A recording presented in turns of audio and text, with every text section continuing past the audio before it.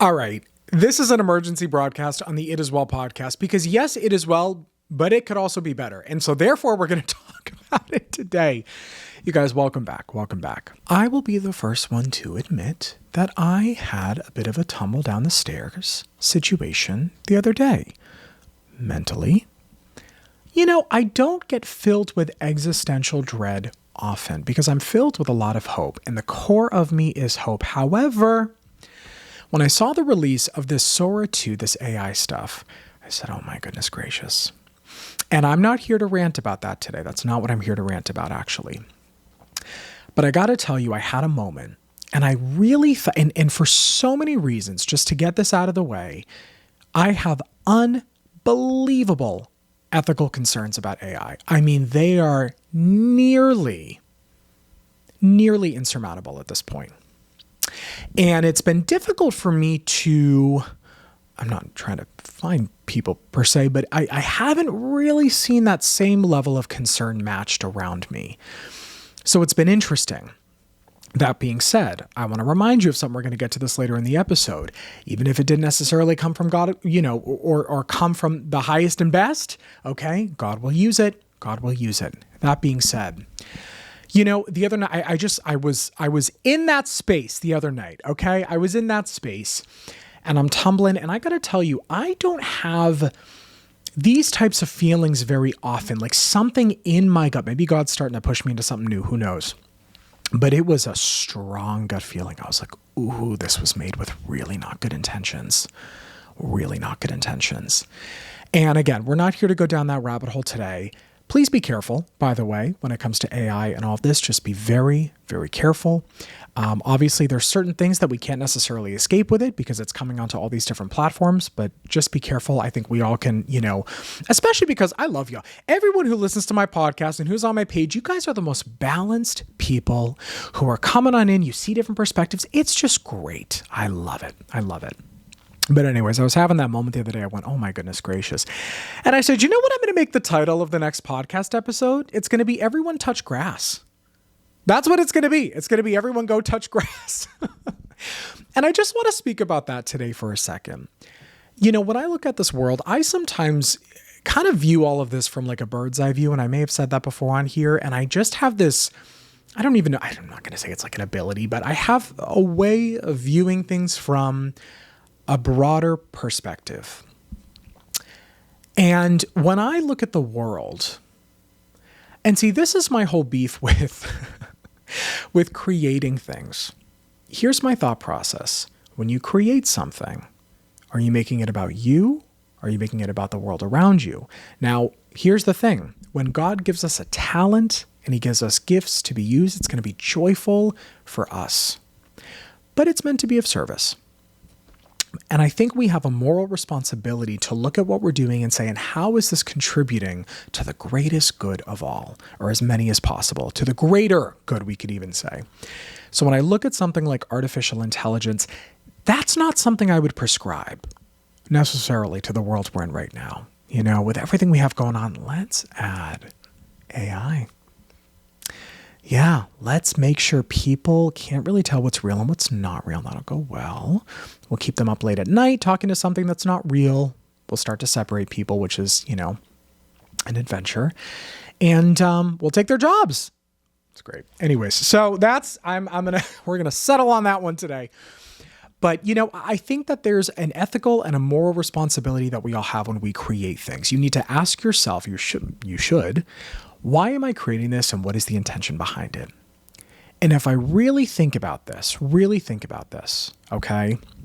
And I know people in this field have expressed concerns, okay? So I'm not saying that no one over there has a moral compass. However, I have concerns looking at what is this designed for? What is this to be used for? The list could go on. And then I started thinking to myself, if I were to really, again, think about kind of intuitively, or if we were to use common sense, we were to sit down, we were to go outside all together, and we sat in a circle and we said, what do you think the world needs? How many of us would raise our hand and say artificial intelligence? Probably not too many. But what we would say is maybe we've gotten a little bit away from how God has wanted us to live, how God has wanted us to be together, how important community is. So the emergency broadcast today is simply telling you, don't forget to go touch grass outside. My hope and prayer for all of this is that this kind of becomes, people almost get an aversion to too much technology. You can't fully get away from technology, but that it becomes an aversion from all of this overstimulation, too much in our face, and that people do get outside. You know what I want you to do? I want you to be able to put your phone down and not wake up with it first thing in the morning. And I actually feel with all of this going on, and I've said this before, and I just made a video about this, and this is my prediction with this, and I felt this very strongly. The opposite of what is intended is going to start to happen. So if it's intended that we become, so immersed in this world, tech-wise, I think the opposite is going to start to happen because we know the good always wins. We know this ends in victory. God is the ultimate chess player. He created the game. So even if it looks like the chess player across from you is making some bad moves, that chess player knows the victory's already been set. It's already been set. And if we believe that, I always say this to you guys, walking with the posture of victory. Well, what does it mean? Well, how does that inform your steps? Well, in this whole game too, what do you think is going to happen then if victory is what the inevitable outcome is? It's going to start to push people in a different direction. So I want to ask you too, in your life, where can you get more ground level in your life? Spend more time with your family. Spend more time with friends. And a time that you'd be scrolling in the evening for 2+ hours, and I say this as someone who is online giving these messages and doing my coaching, all of this, put your phone down. Put it down. And start to see what happens. You become itchy at first, but then you put it down long enough and you go, oh, and your nervous system almost starts to regulate. You just start to feel better. Give yourself a detox. What would happen?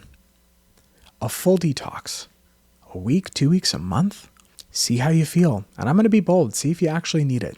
Because what this kind of does is it draws us in, gives us some dopamine hits, and then we constantly have to go back to that. And again, can we fully get away from it? Maybe, I don't know, maybe not. But what does it look like to reestablish balance in your life? Where are there times where you are way too immersed in all of this that you could take a step back and go, you know what, I actually don't need all of that right now. What time can you take for yourself, for your family? But let's even just talk about you for a second, for yourself for a moment. One of the things we're doing in my membership, a community space, is we're in the middle of a 90-day challenge, and we just started that actually. So we're not in the middle, we're at the beginning of it. And one of the first things we established in our launch call was an entire reset of our morning routine. We're tackling mindset this coming week. At the time you guys are probably hearing it, join us down below. I'll drop it in the show notes down here. But one of the first things we talked about is kind of reestablishing and reclaiming time and space for ourselves at the beginning of the day that is away from our phones, away from everything else. It's your oasis. How can you create that more for yourself in this life? What does that look like for you? What does that look like for you? So with all of this stuff going on, even if it might not look too good, God can use it in your life. And sometimes it's a catalyst to start walking in a different direction. I'm telling you, it's, give it 5 years. I think actually I saw this comment on a video and someone had said, as I talk about technology, and someone had said, it's going to become like it's a new mark of something where people say, no AI. This is a no AI page. This is a no AI, whether it's business, whatever it is, people are going to start to do things on the ground level again, where it's going to become the new organic or something like that, right? Which is so interesting.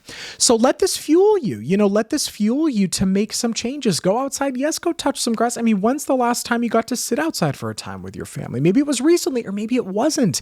When's the last time you took a little time for yourself and went to go walk outside and went to go sit by, whatever you have nearby? Everyone has something in their area, a tree they can sit by, beautiful nature, anything where you sit outside, you get back in your body and you reconnect. And by the way, that is the best time to reconnect spiritually. And the question I often ask my clients, especially in those moments of chaos internally, is I say, are you in your body right now? Are you in your body? And if you're not, you got to get back. Start by focusing on each of your limbs. Just relax it and start taking some deep breaths. You could do some box breathing. There's a lot of different strategies. And then go into a space of some light gratitude. Things you are truly thankful for. Realign yourself with your path, not somebody else's, because what does all this technology do? It gets your mind pinging everywhere. So you lose sight of what your path is, what God's done in your life, and what is to come and what you're excited for. And we need hope. I mentioned this in the membership. I said, you need something to look forward to. When you lose your hope, you start to tumble down the emotional staircase and you can feel that life being sucked out of you. You can feel it. Now we want to fuel that life back in you. What does it look like for you to start to refuel yourself and fill yourself back up on life and to let life love you back? Okay, inspiring episode. I thought I was going to be ranting about AI for a second. Listen, here we are. But listen, I do want to invite you guys into my community. So I do have a membership called The Gathering. I mentioned it in last week's episode. We just started our 90-day breakthrough challenge. So every month we're hitting a different topic. So this month is all mindset. So actually at the time you guys are listening to this, possibly on October 15th, 7 p.m. Eastern, we're tackling my full mindset rewiring method. Okay, so I call it my Belief Blaster method. So for those of you who are new, it's going to be the first time that you guys are hearing that. For those of you that have been in the membership, it's going to be a good recap, and we're really going to talk about how to get out of those negative spirals and loops and make some steady, actionable changes. Okay. And you guys are also going to be getting a workbook from me as well. So next month in November, we're going to be tackling fear. Okay. We're going to be doing a lot of self-image work to kind of give ourselves an emotional facelift, so to speak, but we're going to be going into a lot of our core fears and learning how to dissolve those. In December, we'll be casting that beautiful vision for the next year ahead. So join us down below, and don't forget to email me, of course, if you have any questions about that at all. But I'll drop that link down below in the show notes, and I'm looking forward to having you guys in there. So again, I hope this episode inspired you today. I just felt like it'd be a funny title too. But just a reminder, get out in real life. Get out in real life. There's real life around you. We can get so immersed on our small phones, and it's just sucking the life out of people. It makes me so sad to think that people are up at 11, 12 at night, and I've done this, but we're up that late at night scrolling on your phone alone. No. We need to prioritize things on the ground level. I'm going to have to change my business structure to, we'll call it ground level coaching. Ooh, I don't know if that, we'll have to talk about it. But anyways, I also want to mention to you guys as well. So down below in the show notes, I also have my 15-minute discovery calls, which are open for the rest of this month, as well as going into November. So if you've been wanting to work with me and kind of inquire about what that looks like, or talk a little bit about your journey, definitely book that free 15-minute call that I have. It's a great way for us to get started. Again, that is down below in the show notes, and I very much look forward to meeting with you. So it is well. All is well. Of course it is. It always is. We need to be reminded of that sometimes, and we need to just realign. So much of this is alignment as we walk forward. So let's let that be what this episode is today, if that even makes sense, and walk into alignment and walk in freedom. All is well.